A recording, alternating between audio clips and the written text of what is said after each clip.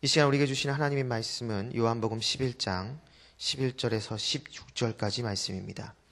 요한복음 11장 11절에서 16절까지 말씀입니다.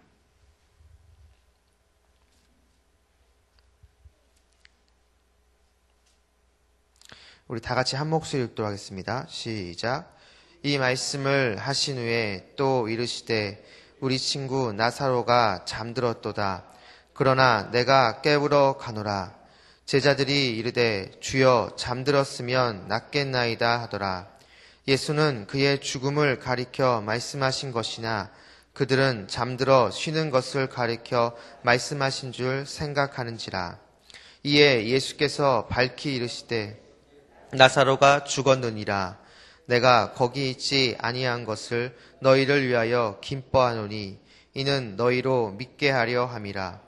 그러나 그에게로 가자 하시니 디두모라 하는 도마가 다른 제자들에게 말하되 우리도 주와 함께 죽으러 가자 하니라. 아멘. 우리가 지금 살펴보고 있는 요한복음 11장은 우리가 너무나 잘 아는 예수님께서 나사로를 살리시는 사건입니다. 그런데 이것을 전체적으로 큰 맥락을 통해서 보게 되어지면 이 요한복음 11장은 이스라엘의 정말 중요한 두 개의 절기 사이에 발생한 사건입니다.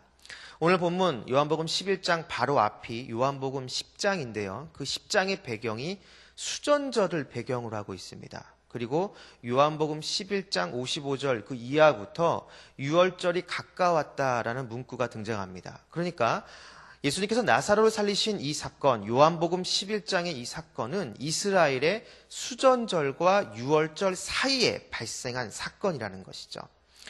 여러분, 수전절은 구약에서 등장하지 않는 절기입니다. 이 수전절은 그 신구약 중간기에 발생한 어떠한 사건을 기념해서 그것을 기념하기 위해서 만든 절기인데요. 바로 이방인에 의해서 예루살렘 성전이 빼앗기게 됩니다. 그래서 그것을 다시 재탈환해서 다시 그걸 하나님께 거룩하게 해서 재봉환하는 그거를 기념하기 위해서 만든 절기가 수전절입니다. 그래서 여러분 이 수전절을 우리나라 한글 성경에는 수전절로 이렇게 번역을 했는데 닦을 숫자에 궁궐 전자입니다. 그래서 이방인에게 빼앗겼던 예루살렘 성전을 재탈환해서 그걸 거룩하게 해서 하나님께 재봉헌하는 것, 바로 그것이 수전절이라는 것이죠. 그렇기 때문에 여러분 이 수전절의 핵심은 말 그대로 성전입니다. 유월절은 여러분이 너무나 잘 아실 겁니다. 유월절은 구약의 출애굽을 배경으로 하는데요. 애굽에 10가지 재앙이 내려지게 됩니다. 그 10가지 재앙 중에서 마지막 10번째 재앙이 죽음의 사자의 재앙이었죠. 근데 그 죽음의 사자의 재앙으로부터 구원받는 그 사건을 기념하기 위해서 만든 것이 유월절입니다. 그러니까 이 유월절의 핵심은 죽음으로부터의 구원을 의미한다는 것이죠. 오늘 요한복음 11장 예수님께서 나사로를 살리신 이 사건이 이 수전절과 유월절 사이에 발생한 사건이라고 말씀을 드렸습니다. 그렇다면 여러분 이것은 그냥 단순히 두 개의 절기 사이에 우연히 발생한 사건이다 이렇게 보기보다는 이것 자체가 하나의 우리에게 주는 상징적인 메시지가 있다라는 것입니다. 그것이 무엇이냐? 참 성전인 예수 그리스도가 죽음의 문제를 진정으로 해결했다라는 것이죠. 바로 그걸 보여주는 것이 요한복음 11장 예수님께서 나사로를 살리신 이 사건의 진정한 의미라는 것입니다. 그런데 문제는 이러한 것을 예수님 옆에 있는 제자들은 도무지 이해하지 못했다라는 것입니다. 오늘 본문에 보게 되면 죽은 나사로를 가리켜서 그는 죽은 것이 아니라 그는 잠자는 것이다. 그리고 그 죽은 나사로를 깨우러 간다. 이렇게 얘기합니다. 이렇게 얘기해도 제자들은 오늘 본문에 보게 되면 그게 무슨 의미인지를 알지 못한다라고 나옵니다. 그리고 더군다나 16절에 보게 되면 이런 말까지 나오는데요. 오늘 본문 말씀 16절 한번 다 같이 읽도록 하겠습니다. 16절입니다. 시작. 디두모라고도 하는 도마가 다른 제자들에게 말하되 우리도 주와 함께 죽으러 가자 하니라. 아멘. 도마라고 하는 제자가 16절에 의하면 뭐라고 얘기하느냐? 우리도 주와 함께 죽으러 가자. 이렇게 얘기를 합니다. 여러분, 우리가 지금 방금 읽은 이 16절 도마가 한 이 말을 읽어보게 되어지면 이 말의 뉘앙스가 주님의 길, 그러니까 고난의 길, 그 십자가의 길에 우리도 동참하자 이렇게 이야기하는 것 같습니다. 물론 이러한 해석도 맞습니다. 그런데 다른 해석도 가능합니다. 어떤 해석이 가능하냐? 여러분이 잘 아시는 것처럼 예수님이 공생의 기간 동안 예수님 옆에 있었던 12명의 제자들의 모습을 한번 생각해 보시기 바랍니다.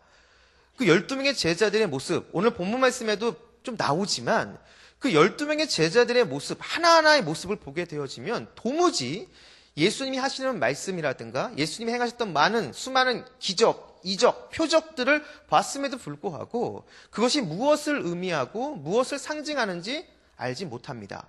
예수님이 아무리 말씀해 주시고 말해 주셔도 그게 무엇인지 마치 서기에 경이 있는 것처럼 도무지 이해하지 못한다는 것이죠. 바로 그것이 제자들의 모습입니다.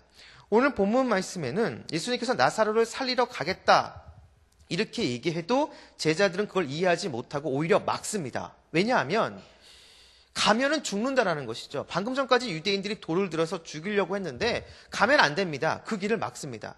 그러자 예수님께서 뭐라고 말씀하시냐면 가는 것이 너희들의 믿음을 위해서 유익하다. 그러니까 가야 된다라고 이야기를 하죠. 이렇게 이야기를 해도 제자들은 그걸 이해하지 못하고 끝까지 막습니다. 이제 그러한 상황 가운데 16절에서 도마가 이렇게 얘기한 것이죠. 우리도 주와 함께 죽으러 가자. 그렇게 본다면 여러분 이 16절 도마가 한 이 말은 이렇게 해석이 또 가능합니다. 어떤 해석이 가능하느냐? 아이고 저 고집을 어떻게 당하냐? 야 그냥 우리도 함께 가서 그냥 다 같이 죽자. 이런 말이라는 것이죠. 일종의 냉소라는 겁니다. 그러니까 일종의 비아냥거리는 그러한 모습으로 충분히 해석이 가능하다는 것입니다. 저는 개인적으로 이 해석이 더 옳다라고 생각합니다. 왜냐하면 제가 방금 말씀드렸지만 공생의 기간 동안 예수님 옆에 있는 제자들의 모습은 예수님을 이해하지 못합니다. 예수님이 말씀해 주시고 예수님이 기적과 이적을 보여줘도 그거를 보고 듣고 했음에도 불구하고 이해하지 못한다는 것이죠. 그리고 더 나아가서 예수님이 어떤 분이신지도 알지 못합니다. 이게 제자들의 모습이니까 오늘 본문에 나와 있는 이 도마의 이 말, 우리도 주와 함께 죽으러 가자. 이 말은 예수님의 말을 다 이해해서 그래 우리도 주님의 그 고난의 길, 십자가 길에 동참하자. 뭐 이렇게 촉구하는 그런 말보다는 여전히 이해하지 못하고 여전히 답답한 제자들의 모습. 그래서 오히려 예수님의 그 뜻, 그 의도를 곡해해서 아이고 저 고집을 어떻게 당해. 야 그냥 놔둬. 우리 다 같이 그냥 죽자. 뭐 이런 식의 일종의 냉소와 비아냥거리는 그러한 식의 해석이 가능하다라는 것이죠. 여러분 한번 생각해 보시기 바랍니다. 지금 예수님이 지금 이 나사로를 살리시는 이 사건은 이제 조금만 있으면 예수님께서 십자가를 지시기 직전의 사건입니다. 이제 공생의 3년 반이라는 그 기간을 통해서 본다면 이제는 그 공생의 기간이 거의 끝날 쯤의 시간이라는 것이죠. 3년 반 동안 쉽게 얘기하면 예수님은 12명의 건장한 성인 남성들을 데리고 제자 훈련을 한 겁니다. 근데 그 제자 훈련의 결과가 이렇다는 것이죠. 예수님이 아무리 말씀해 주시고 예수님이 수많은 기적과 이적을 보여줘도 예수님 옆에 있는 그 제자들은 눈뜬 장님처럼 그게 무슨 의미인지도 모르고 더 나아가서 예수님이 누구신지 어떤 분이신지도 제대로 알지 못합니다. 그리고 더 나아가서는 오늘 본문에 그 예수님을 비아냥거리고 냉소하고 있다라는 것이죠. 이러한 제자들을 바라보시는 예수님의 마음이 어땠을까요? 여러분이 예수님이라면 어떠실 것 같습니까? 여러분이 정말 시간 들여서 공들여서 힘들게 정말 열정을 다해서 제자 훈련 가르치고 훈련했는데 그 제자들이 여러분을 봤을 때 냉소하고 여러분이 이야기하는 걸 제대로 이해하지 못한다면 말하는 것을 제대로 듣지도 않고 여러분 자신을 제대로 이해하지 못한다면 그 제자들을 볼 때 여러분의 마음이 어떨 것 같습니까? 답답하겠죠. 그리고 인간적으로 그 제자들에 대한 어떠한 기대도 다 적고 싶은 그러한 마음이 드실 것입니다. 그런데 우리 예수님은 그러지 않으셨습니다. 그럼 어떻게 하셨는가? 그걸 분명하게 보여주는 성경 구절이 있는데요. 우리 한번 찾아보겠습니다. 요한복음 13장 1절 말씀입니다. 요한복음 13장 1절 말씀. 요한복음 13장 1절 말씀입니다. 우리 다 같이 읽겠습니다. 시작. 예수께서 자기가 세상을 떠나 아버지께로 돌아가실 때가 이른 줄 아시고 세상에 있는 자기 사람들을 사랑하시되 끝까지 사랑하시니라. 세상에 있는 자기 사람들을 사랑하시되 끝까지 사랑하시니라. 여전히 답답하고 여전히 잘 모르는 그 제자들을 예수님은 그냥 포기하시고 이제 너희들에 대한 나의 기대 그냥 다 접어버리겠다. 예수님이 이렇게 표현하신 것이 아니라 그 제자들을 인내해 주십니다. 받아주시죠. 그리고 사랑하시되 끝까지 사랑하는 모습으로 제자들을 대해주고 있다라는 겁니다.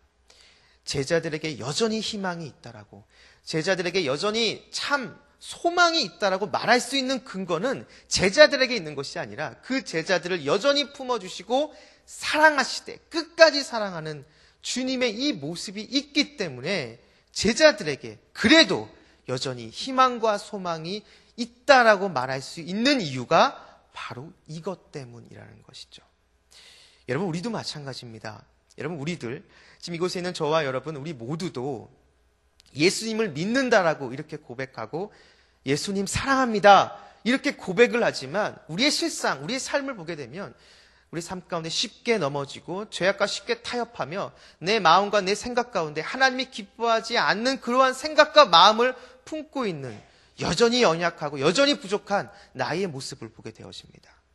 만약에 예수님께서 우리의 연약한 이러한 모습을 보시고 처음에는 이해해 주시고 그래도 품어 주시고 인내해 주시다가 만약에 우리의 이러한 모습이 우리 연약함 때문에 계속 나타난다면 만약에 예수님이 나중에 아이고 얘 지긋지긋하네, 야 내가 언제까지 참냐, 만약에 예수님이 이러신다면 여러분 우리에게는 어떠한 희망과 소망도 없습니다. 그러나 정말 감사드리는 것은 2000년 전 제자들에게 보여줬던 그 모습, 자기 사람들을 사랑하시되 끝까지 사랑하시는 그 사랑이 제자들에게만 향했던 것이 아니라 지금 이곳에 있는 저와 여러분 우리 모두에게도 똑같이 우리 주님은 사랑하시되 끝까지 사랑하는 모습으로 우리를 품어주기 있기 때문에 우리 역시도 진정한 소망과 희망이 있다라고 말할 수가 있다라는 것이죠. 여러분, 세상은 내가 돈이 있고 내가 힘이 있을 때 그때 세상은 나와 함께합니다. 여러분, 내가 돈이 많으면, 내가 권력과 힘이 있으면 내 주변에는 알량거리는 사람들, 아부하는 사람들이 많아요. 그런데 여러분, 만약에 나에게 힘이 없어지고 돈이 없어지게 되면 어떤 일이 벌어지죠? 언제 그랬냐는 듯이 내 주변에 많았던 수많은 사람들이 하나 둘씩 떠나갑니다. 여러분, 세상은 그렇습니다. 내가 돈이 있고 힘이 있을 때 주변 사람들이 나한테 다가온다는 것이죠. 그런데 우리 주님은 그렇지 않습니다. 내가 돈이 있던 돈이 없던, 내가 세상 권력이 있던 세상 권력이 없던, 내 상황이 어떻든지 간에 우리 주님은 내 상황을 보고 나와 함께하고 함께하지 않는 그런 분이 아니라 내 상황이 어떻든지 간에 나를 사랑하시되 끝까지 사랑하시며 나를 붙들고 계시는 분이 우리 주님이시라는 것이죠. 여러분, 우리 주님의 이 사랑이 오늘 하루도 여러분과 함께 하십니다. 여러분 믿으십니까? 여러분, 이 사실, 나를 사랑하시되 중단됨 없이 나를 사랑하실 때 끝까지 사랑하는 그 주님이 여전히 나를 붙들고 계시고 여전히 나를 사랑하고 계신다는 이 사실을 내가 진짜 믿고 내가 진짜 안다면 여러분, 내가 어떤 상황에 처했든지 간에 다시 힘을 낼 수 있습니다. 다시 용기를 낼 수가 있다는 것이죠. 왜요? 나를 향하는 그 주님이 여전히 나와 함께 하시고 그 사랑은 어느 한순간은 종료되는 것이 아니라, 끝나는 것이 아니라, 멈추는 것이 아니라 끝까지 사랑하는 영원한 사랑이기 때문에 이걸 진짜 내가 인격적으로 경험하고 체험하고 안다면 어떤 상황에 처했든지 간에 다시 힘을 낼 수가 있다라는 것이죠. 바라기는 이곳에 계신 여러분 모두가 오늘 이 말씀을 기억하시면서 나를 사랑하시되 끝까지 사랑하는 주님의 그 사랑이 오늘 하루도 굳건하게 나를 붙들고 있다는 이 사실을 다시 한번 생각하시면서 오늘 하루 주님 안에서 강건하게 승리할 수 있는 저와 여러분 우리 모두가 되기를 주님으로 축원합니다. 기도하겠습니다. 하나님 감사합니다. 오늘 말씀을 통해서 우리를 사랑하시되 끝까지 사랑하신다는 주님의 그 사랑을 다시 한번 확인했습니다. 하나님, 저희들 이 사랑 잊지 않고 우리가 어디에 있든지 간에 주님만 바라보고 주님만 의지하며 강건하고 승리할 수 있도록 주님 선하게 인도하여 주시옵소서. 감사드리며 예수님의 이름으로 기도했습니다. 아멘. 오늘 공동 기도문은 말씀 3 공동체입니다. 말씀과 삶이 어우러져야 참된 부흥이 일어나는 것을 믿습니다. 우리 허물과 연약함을 겸허하게 고백하며 말씀을 사모합니다. 진리의 말씀, 성경에 약속된 하나님의 부흥을 기다립니다.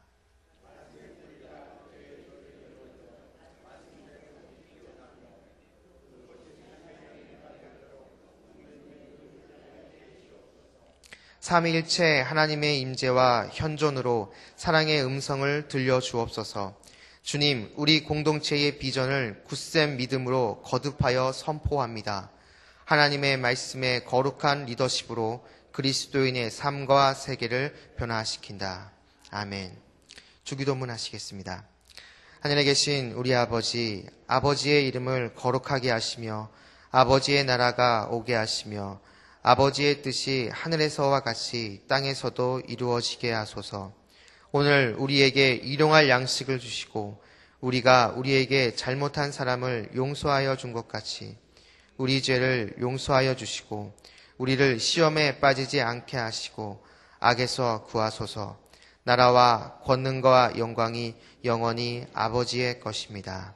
아멘. 지금 들은 말씀이 내 삶으로 이어지게 하옵소서. 우리 교회가 성경 2000통도 꿈성 암송 말씀 묵상의 힘으로 거룩한 삶의 변화를 이루게 하옵소서. 우리 교회의 영적 리더자들이 예수님의 마음을 품고 주님의 몸된 교회를 잘 섬기게 하옵소서. 마무리되어져 가고 있는 각 교구 대신방 사역에 큰 은혜를 베풀어 주옵소서. 각 교구의 VIP 전도잔치에 오신 분들이 잘 정착하게 하옵소서. 이 기도 제목과 여러분이 가지고 나온 이 새벽에 가지고 나온 각자 개인의 기도 제목을 놓고 기도하신 후에 삶의 자리로 나아가도록 하겠습니다. 기도하겠습니다. 하나님 감사합니다. 하나님의 은혜가 이룬 가운데 임하기를 오직 하나님만 바라보고 하나님의 의지하여 하나님께 받은 그 사랑 감사해서 이 시간 이 하루 주 시간을